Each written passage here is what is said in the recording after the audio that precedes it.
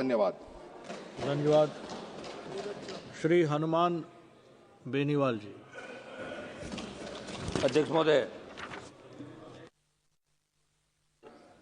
राष्ट्रपति के अभिभाषण पर चर्चा का आपने मुझे समय दिया, उसके लिए आपका धन्यवाद ज्ञापित करूंगा।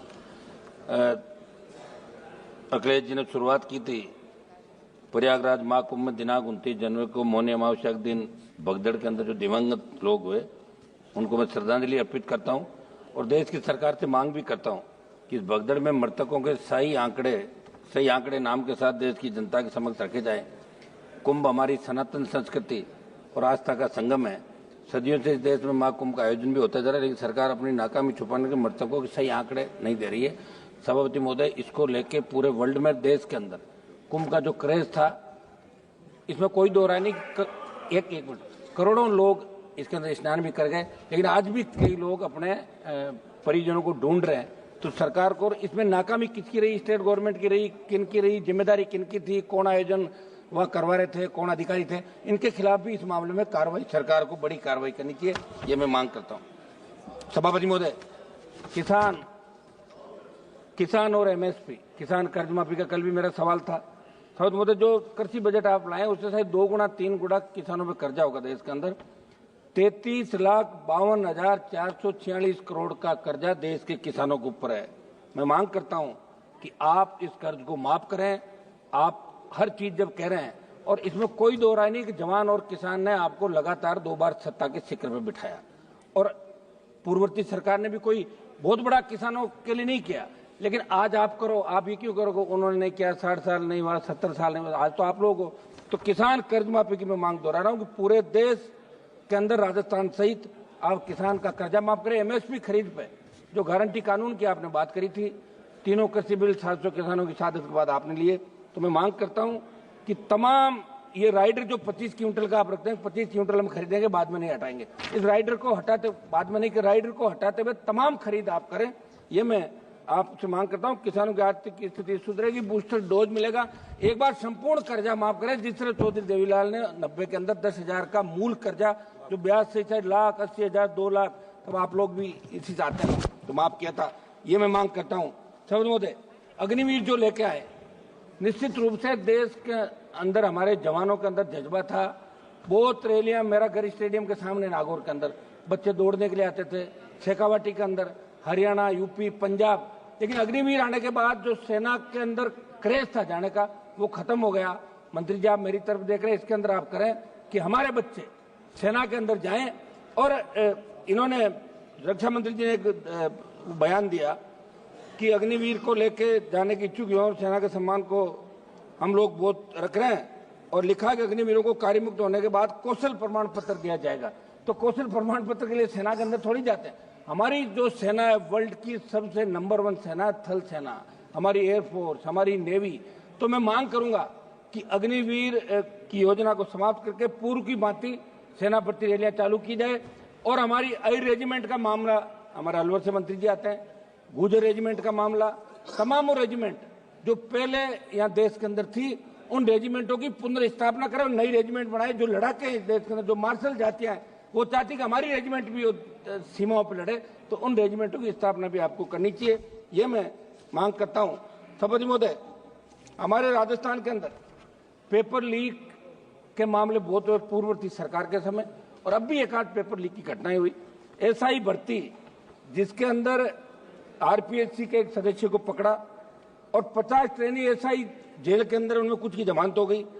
मैं आपको याद दिलाना चाहता हूं, जब सड़कों पर आप लड़ रहे थे, हम भी लड़ रहे थे, आपने कहा था कि तमाम जो पेपर लीक हुआ राजस्थान के अंदर, जिसमें ईओ भर्ती, आरओ भर्ती, सीएचओ भर्ती, लाइब्रेरियन भर्ती, वरिष्ठ अध्यापक, व्याख्याता सहित कई भर्तियों के पेपर आउट, और आरपीएससी के अध्यक्ष को भी गिरफ्तार किया गया था। हाल ही में 2 आरपीएससी से तो गिरफ्तार किया, मगर आपकी सरकार पर्दे के पीछे बैठे मगरमच्छों को नहीं पकड़ पा रही है। एसओजी जा तो रही है, लेकिन उन लोगों को नहीं पकड़ पा रही है जिन्होंने पेपर लीक की घटनाओं को अंजाम दिया, और इसलिए नहीं पकड़ पा रही है कि भी उपचुनाव के अंदर आपने उनको बुला के कहा कि हम आपको पकड़ रहे हैं, उन्होंने कहा पकड़ो मत, हम हमारी पार्टी की जमानत जब्त करा लेंगे, ये लो टिकट आपके हिसाब से, और 5 जगह जमानत जब्त करा ली कांग्रेस पार्टी ने।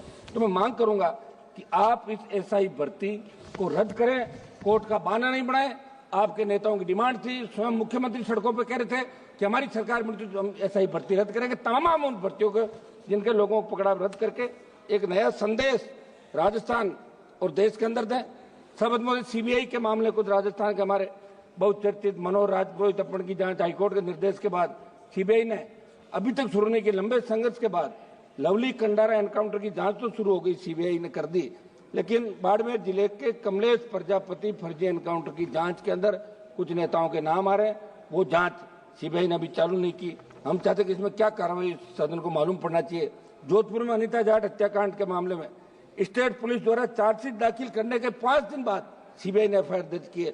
मैं बात इसलिए कह रहा हूं कि सीबीआई पर लोगों का भरोसा है, इसलिए सीबीआई राजस्थान से जुड़े तमाम मामले जो दिल्ली में पेंडिंग है, हमारे 4 मंत्री राजस्थान चाहते हैं, स्वयं लोकसभा अध्यक्ष भी राजस्थान चाहते हैं, मैं उनको भी कहना चाहूंगा कि सीबीआई के मामले के अंदर त्वरित अनुसंधान होकर दोषियों के खिलाफ कार्रवाई करें तो कड़ा संदेश अपराधियों के अंदर जाएगा।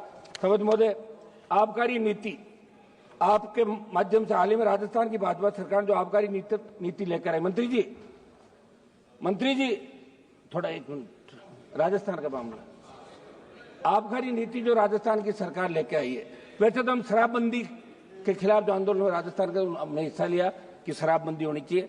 शराबबंदी आप बार बार कह रहे हो कोई आर्थिक स्थिति ठीक नहीं है, बड़ा रेवेन्यू मिलता है, बंद नहीं कर रहे हो, तो आप इतना तो कर सकते हैं कि जो आबकारी नीति आप ला रहे हैं उसके अनुसार अलग अलग दुकानों के स्थान पर समूह को ठेके दिए जाएंगे। वही रेड पार्टियां पुरानी बांधी, वही शराब माफिया पनपेगा राजस्थान के अंदर, मुश्किल से मुक्त हुआ है राजस्थान। इसलिए मैं मांग करता हूं इस आबकारी नीति को समाप्त करके एक्स आर्मी जो रिजर्वेशन दुकानों के अंदर रखा, हजारों लोगों को रोजगार मिलेगा, उनका रोजगार छीन के कुछ समूहों को ठेके आप नहीं दे। आबकारी नीति के अंदर बड़ा खेल हुआ है, तो समझ में आपके माध्यम से सरकार से मांग करूंगा कि भारतीय जनता पार्टी की सरकार इन नई आबकारी नीति को लागू नहीं करे और पूर्व की भांति जो दुकानें चल रही है उस हिसाब से राजस्थान के अंदर दुकान आवंटित करें और दूसरे जो हमारा एक्स आर्मी दूसरा कोटा है ताकि उनको रोजगार मिल सके। समझ महोदय, उत्तर प्रदेश के अंदर आबकारी नीति के अंदर बदलाव राजनाथ सिंह ने किया था, पहले भी वहां ऐसा चलता था और आपकी सरकार ने भी वहां दुकान देने का काम आपकी सरकार ने किया, इसलिए आप अपनी सरकार के उस निर्णय को बदलने का काम नहीं करें। समझ महोदय, निवेश के अंदर प्रधानमंत्री जी राजस्थान में रिसर्जेंट राजस्थान नाम के कार्यक्रम का उद्घाटन किया। मैं आपके माध्यम से सदन को बताना चाहता हूं कि प्रदेश में उद्योगों से जुड़े निवेश लाने के लिए इस तरह का कार्यक्रम किया गया, अरबों रुपए खर्च करके इसका प्रचार किया। एक तरफ, दूसरी तरफ राजस्थान राइजिंग से प्रदेश में निवेश की तैयारियों के बीच 20% निर्यात घट गया। कारण यह कि भारत सरकार के कस्टम विभाग के बड़े अधिकारी ने राजस्थान में बार बार जांच आपत्तियों के नाम पर व्यापारियों को तंग करना शुरू कर दिया था। समझ महोदय, महंगाई के बारे में बताना चाहूंगा कि सरकार ने अभिभाषण में आत्मनिर्भर भारत और अर्थव्यवस्था के विकास की बात की, लेकिन जमीनी हकीकत कुछ हो रही है। महंगाई चरम पर, आम जनता की क्रय शक्ति लगातार घट रही है। खाद्य पदार्थों, ईंधन, रसोई गैस, दवाओं की कीमतें आसमान छू रही है। पेट्रोल डीजल के दामों में लगातार बढ़ोतरी हो रही है। 2014 से 24 के बीच अंतर्राष्ट्रीय बाजार के अंदर प्रति बैरल क्रूड ऑयल की कीमतें घटी थी, लेकिन आपने फिर भी 100 रुपए से ज्यादा पेट्रोल डीजल पे कीमत आप ले रहे हो, तो आम आदमी को आप राहत दें, वो आपका मतदाता है, ये मैं मांग करता हूं। समझ महोदय, फसल बीमा, सबसे बड़ा घोटाला फसल बीमा के अंदर हो रहा है। अब आपने एक नया कर दिया क्रॉप कटिंग, और अगर फसल आपने बो दी और उगी नहीं तो उसका ही आप उनको बीमित कर रहे हो। जो खड़ी फसल है उसको भी श्रेणी के अंदर लिया जाए और फसल बीमा कंपनियां जो है, हम दिशा की मीटिंग के अंदर बुलाते, दूसरे उसमें बुलाते, कोई आता ही नहीं, कोई सही जवाब नहीं देता।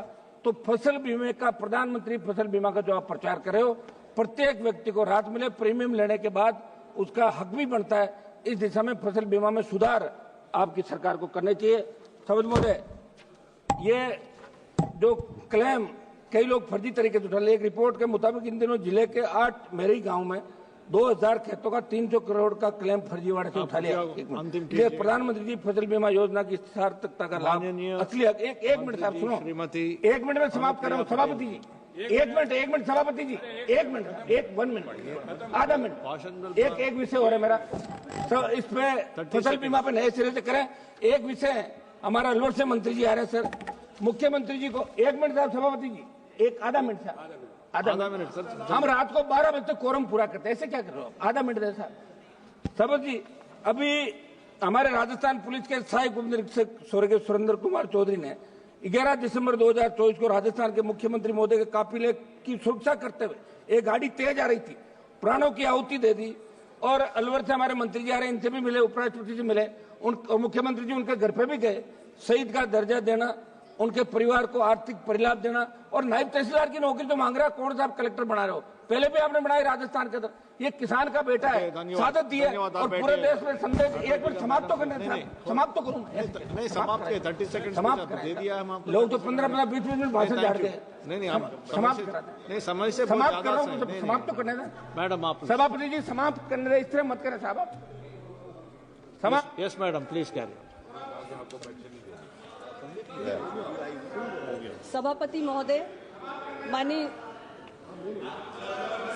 महोदय, माननीय राष्ट्रपति महोदय के अभिभाषण पर आयोजित इस चर्चा में आपने मुझे प्रतिभाग करने का अवसर प्रदान किया, इसके लिए मैं आभारी हूं। माननीय राष्ट्रपति जी ने